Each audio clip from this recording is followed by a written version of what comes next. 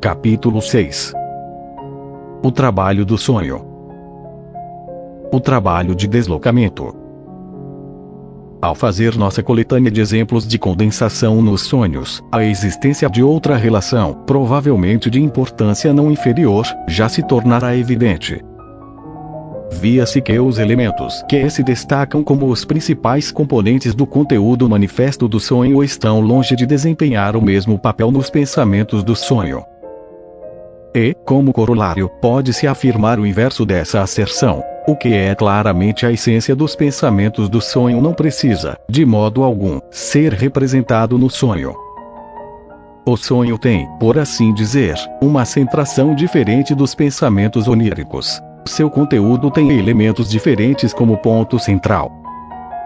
Assim, no sonho da monografia de botânica, por exemplo, o ponto central do conteúdo do sonho era, evidentemente, o elemento botânica, ao passo que os pensamentos do sonho concerniam as complicações e conflitos que surgem entre colegas por suas obrigações profissionais, e ainda a acusação de que eu tinha o hábito de fazer sacrifícios demais em prol de meus passatempos. O elemento botânica não ocupava absolutamente nenhum lugar nesse núcleo dos pensamentos do sonho, a menos que a ele se ligasse vagamente por uma antítese, pelo fato de que a botânica jamais figurara entre meus estudos favoritos. No sonho de minha paciente sobre Safo, a posição central era ocupada por subir e descer e por estar em cima e embaixo. Os pensamentos do sonho, porém, versavam sobre os perigos das relações sexuais com pessoas de classe social inferior. De modo que apenas um único elemento dos pensamentos do sonho parece ter penetrado no conteúdo do sonho, embora esse elemento fosse desproporcionalmente ampliado.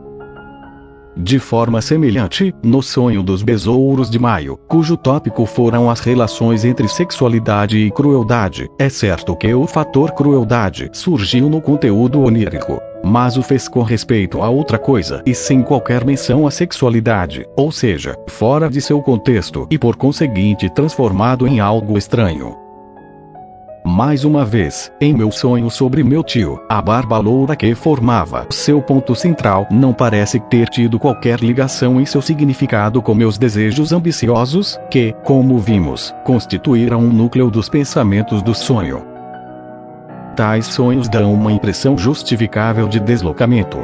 Em completo contraste com esses exemplos, podemos ver que, no sonho da injeção de Irma, os diferentes elementos puderam reter, no curso do processo de construção do sonho, o lugar aproximado que ocupavam nos pensamentos do sonho. Essa relação adicional entre os pensamentos do sonho e o conteúdo do sonho, inteiramente variável como é em seu sentido ou direção, destina-se, a princípio, a causar espanto. Ao considerarmos um processo psíquico na vida normal e verificarmos que uma de suas várias representações integrantes foi destacada das demais e adquiriu um grau especial de nitidez na consciência, costumamos encarar esse feito como prova de que uma dose especialmente elevada de valor psíquico, um grau particular de interesse, está ligada a essa representação predominante. Mas agora descobrimos que, no caso dos diferentes elementos dos pensamentos do sonho, esse tipo de valor não persiste ou é desconsiderado no processo da formação do sonho. Nunca há qualquer dúvida quanto a quais dos elementos dos pensamentos do sonho tem mais alto valor psíquico. Tomamos ciência disso por julgamento direto.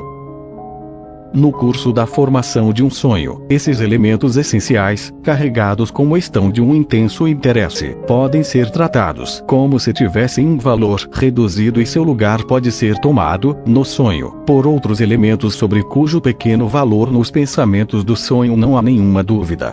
À primeira vista, é como se nenhuma atenção fosse dispensada à intensidade psíquica das várias representações ao se proceder à escolha entre elas para o sonho, e como se a única coisa considerada fosse um maior ou menor grau e multiplicidade de sua determinação.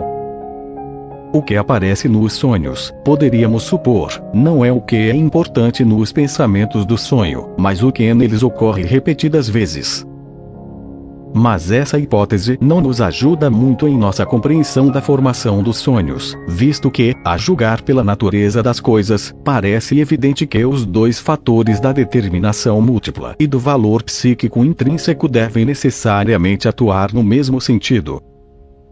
As representações mais importantes entre os pensamentos do sonho serão, quase certamente, as que com mais frequência ocorrem neles, uma vez que os diferentes pensamentos oníricos, por assim dizer, delas se irradiarão. Não obstante, o sonho pode rejeitar os elementos assim altamente enfatizados em si próprios e reforçados a partir de muitas direções, e selecionar para seu conteúdo outros elementos que possuam apenas o segundo desses atributos. Para resolver essa dificuldade, utilizaremos outra impressão derivada de nossa investigação da sobredeterminação do conteúdo do sonho. Talvez alguns dos que leram essa investigação já tenham chegado à conclusão independente de que a sobredeterminação dos elementos dos sonhos não é uma descoberta muito importante, já que é evidente em si mesma. E isso porque, na análise, partimos dos elementos do sonho e anotamos todas as associações que deles defluem, de modo que nada há de surpreendente no fato de, no material ideativo assim obtido, depararmos com esses mesmos elementos com peculiar frequência.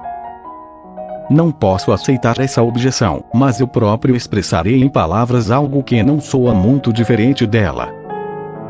Entre as ideias que a análise traz à luz, há muitas que estão relativamente afastadas do núcleo do sonho e que parecem interpolações artificiais feitas para algum fim específico. Tal objetivo é fácil de adivinhar. São precisamente elas que constituem uma ligação, quase sempre forçada e exagerada, entre o conteúdo do sonho e os pensamentos do sonho. E se esses elementos fossem eliminados da análise, o resultado seria, muitas vezes, que as partes integrantes do conteúdo do sonho ficariam não apenas sem sobredeterminação, mas também sem qualquer determinação satisfatória. Seremos levados a concluir que a determinação múltipla que decide o que será incluído num sonho nem sempre é um fator primordial na construção do sonho, mas é frequentemente o produto secundário de uma força psíquica que ainda nos é desconhecida. Não obstante, a determinação múltipla deve ser importante na escolha dos elementos específicos que entrarão num sonho, pois é patente que um considerável dispêndio de esforço é empregado para produzi-la nos casos em que ela não provém sem auxílio do material do sonho.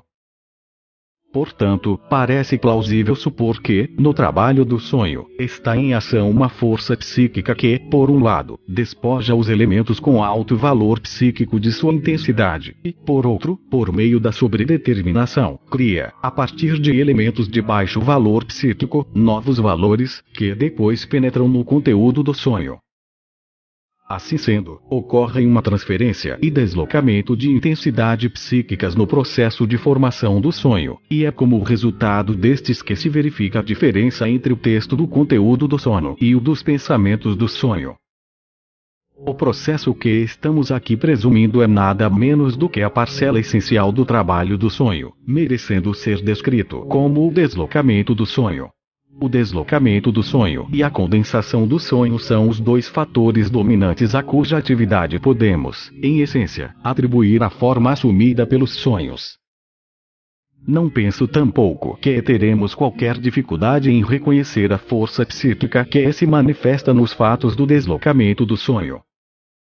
A consequência do deslocamento é que o conteúdo do sonho não mais se assemelha ao núcleo dos pensamentos do sonho, e que este não apresenta mais do que uma distorção do desejo do sonho que existe no inconsciente. Mas já estamos familiarizados com a distorção do sonho. Descobrimos sua origem na censura que é exercida por uma instância psíquica da mente sobre outra. O deslocamento do sonho é um dos métodos pelos quais essa distorção é obtida. Is facit qui profuit. Podemos presumir, portanto, que o deslocamento do sonho se dá por influência da mesma censura, ou seja, a censura da defesa endopsíquica. A questão da interação desses fatores, deslocamento, condensação e sobredeterminação, Na construção dos sonhos, bem como a questão de qual deles é o fator dominante e qual é o fator subordinado, tudo isso deixaremos de lado para uma investigação posterior. Mas podemos enunciar provisoriamente uma segunda condição que deve ser atendida pelos elementos dos pensamentos do sonho que penetram no sonho. Eles têm que escapar da censura imposta pela resistência. E daqui por diante, ao interpretarmos os sonhos, levaremos em conta o deslocamento do sonho como um fato inegável.